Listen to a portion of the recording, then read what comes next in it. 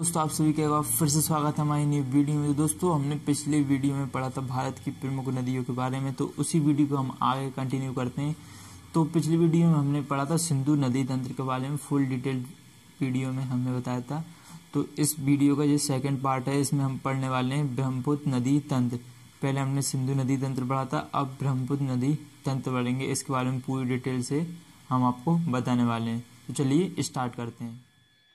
ब्रह्मपुत्र नदी तंत्र, तो जो है ब्रह्मपुत्र नदी तंत्र है, इसका भी उद्गम जो है मानसरोवर झील से होता है। जैसा कि हमने पिछली वीडियो में जो है सिंधु नदी तंत्र में कुछ दो नदियां थी, उनका भी बताया, तो देख सकते हो आप मैप की मदद से देख सकते हो। जो है ये हमारी ब्रह्मपुत्र नदी, इसमें जो है देख सकते हो सिंधु नदी तंत्र का भी जो है उद्गम जो मानसरोवर झील से हो रहा था, और सतलुज नदी का भी उद्गम जो है मानसरोवर झील से ही हो रहा था। और इस नदी जो है ब्रह्मपुत्र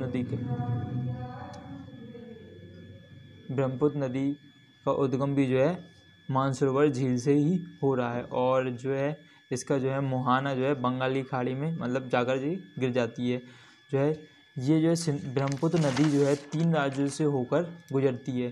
पहला जो है तिब्बत में, चीन में जो है तिब्बत है इससे, और भारत होते हुए बांग्लादेश में जाते हुए जो है बंगाली खाड़ी में गिर जाती है। तो जो आप देख सकते हो, मैप में भी देख सकते हो, जो है ये जो है पूरा जो है हमारा तिब्बत है, ये चीन का हिस्सा है। इसके बाद जो है हमारे जो है भारत में आती है, भारत में आकर जो है बांग्लादेश में एंटर करती है, और बांग्लादेश में एंटर करते हुए जो है बंगाली खाड़ी में जाकर गिर जाती है। तो दोस्तों जो है ब्रह्मपुत्र नदी के बारे में हम देखते हैं। ब्रह्मपुत्र की कुल लंबाई जो है 2900 किलोमीटर है, और जो है ब्रह्मपुत्र नदी की जो भारत में जो लंबाई है 916 किलोमीटर के आसपास में है, और बांग्लादेश में इसकी जो लंबाई है 363 किलोमीटर है। और जो ब्रह्मपुत्र नदी है जो भारत की सबसे चौड़ी नदी है। जो है ब्रह्मपुत्र जो है भारत में सभी नदियों जो है स्त्रीलिंग कहा जाता है, लेकिन जो ब्रह्मपुत्र नदी है इसको जो है पुल्लिंग में भी शामिल किया जाता है, क्योंकि ये ब्रह्मपुत्र जो है पुल्लिंग नाम दर्शाता है। तो जो है और इसका हम अन्य नामों से भी जाना जाता है ब्रह्मपुत्र नदी को। तो तिब्बत में जो है इसको ये बोलते हैं यारलुंग सांगपो, मेनली इसको जो है शॉर्ट में सांगपो, ओनली सांगपो ही बोला जाता है। और अरुणाचल प्रदेश में, जो कि भारत के जो राज्य हैं, इसमें अरुणाचल प्रदेश में इसे बोला जाता है दिहांग नदी, और इसके असम में बोला जाता है ब्रह्मपुत्र, जो कि पूरे भारत में इसे जो है ब्रह्मपुत्र नदी ही बोला जाता है। और बांग्लादेश में इस नदी को जो है जमुना बोला जाता है। और जो जमुना जो है गंगा से मिलते हुए जो है बांग्लादेश में गंगा और जमुना मिल जाती हैं, और इसके बाद जो है बंगाली खाड़ी में जो है ये गिर जाती है। दोस्तों देख सकते हो आप, मैप की मदद से भी देख सकते हो जो है ब्रह्मपुत्र नदी को।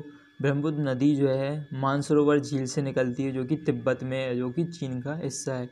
और जो है भारत में जो है अरुणाचल प्रदेश से जो है एंटर करती है, और अरुणाचल प्रदेश होते हुए असम में एंटर करती है, और असम के जो ऊपरी जो है भाग से जाते हुए इसके जो है नीचे जो है मेघालय रह जाता है। मेघालय में ये प्रवेश नहीं करती, ओनली जो है मेघालय के जो थोड़ा पास से ही जो है असम में होते हुए जो है बांग्लादेश में चली जाती है।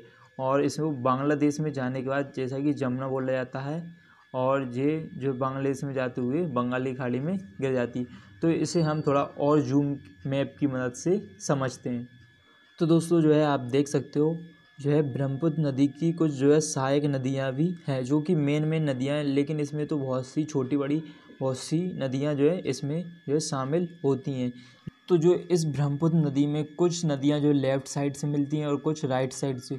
तो इसको जो लेफ़्ट साइड और राइट साइड पता कैसे चलेगा, क्योंकि ये ऊपर से आ रही है। तो ऊपर से आ रही है तो इसका जो है इस साइड इसका मुँह है। तो जैसे ही हम जो इस साइड जो मुँह करके खड़े होते हैं, तो हमारा लेफ़्ट साइड कौन सा होता है, ये वाला, और राइट साइड कौन सा होता है, ये वाला। तो इसी प्रकार से ये इस नदी का भी इसी प्रकार की, क्योंकि इस साइड से जो बहकर आ रही है, इसलिए इसका लेफ़्ट साइड ये वाला हो गया और राइट साइड ये। तो जो लेफ़्ट साइड की जो नदियां हैं, इनका नाम है दिबांग नदी, और नेक्स्ट है लोहित नदी। इस नदी को जो है खूनी नदी भी कहते हैं। इसके बाद है धनसिरी नदी, और इसके बाद है कोपिली नदी। तो इनको याद करने की ट्रिक आप देख सकते हो। इसमें दिबांग में दी है, और लोहित का लो, और धनसिरी का धा, और कोपिली का कोप। तो इनकी एक ट्रिक बन जाएगी दिल धक धक करने, एक गाना भी आपने सुना होगा, दिल धक धक करने लगा, तो उसी से आप याद कर सकते हो। इसका दी, इसका लो, इसका धा और इसका को, दिल धक। इस प्रकार से आप कह सकते हो। दी से दिवांग नदी, लो से लोहित नदी, धा से धनश्री नदी और का से कोपली नदी, कुछ इस प्रकार से है। अब इसकी जो राइट साइड की नदियों को हम पढ़ लेते हैं। तो राइट साइड की इसकी नदियों में है तिस्ता नदी, जो कि इसका जो संगम जो है बांग्लादेश में ही होता है। और जो ये तिस्ता नदी जो है चोलामू झील से निकलती है, जो कि सिक्किम में है। और इसी के पास में जो है दार्जिलिंग है, जो कि फेमस टूरिस्ट प्लेस है। और इसके बाद है सांकोस नदी, इसके बाद है मानस नदी, इसके बाद है सुवनसिरी नदी, जो कि जो है ब्रह्मपुत्र नदी की जो है राइट साइड की कुछ नदियां हैं। और दोस्तों जो है ब्रह्मपुत्र नदी है, इसमें जो है दुनिया का सबसे बड़ा नदी द्वीप माजुली ब्रह्मपुत्र नदी पर ही है, जो कि असम में आप देख सकते हो। यहाँ पर असम में जो सबसे बड़ा, दुनिया का सबसे बड़ा द्वीप है, जिसे जो है असम राज्य ने इसे एक द्वीप जिला भी घोषित कर दिया है। इसमें जो लोग रहते हैं। और इसी के पास में जो है एक सबसे छोटा जो है द्वीप भी है, जिसका नाम है उमान द्वीप या मयूर द्वीप, इसी के पास स्थित है। ये भी दुनिया का सबसे छोटा बड़ा बसा हुआ जो है द्वीप है, जो कि ब्रह्मपुत्र नदी में असम में है। जैसे ही जमुना और पद्मा नदी मिलती हैं तो इनका नाम हो जाता है मेघना। और मेघना नदी आगे बढ़ते हुए एक जो है डेल्टा का निर्माण करती है। डेल्टा वह होता है जहाँ पर जो है ये अपने साथ नदियाँ अपने साथ जो मिट्टी जो है बहा कर लाती हैं, वो जहाँ पर जो है जम जाती है और एक जो है मैदान सा एरिया बीच में मैदान से एरिया जो है बना लेती है, उसी को जो है डेल्टा कहते हैं। और जो विश्व का सबसे बड़ा डेल्टा यहीं पर है, जिसका नाम है सुंदरबन डेल्टा।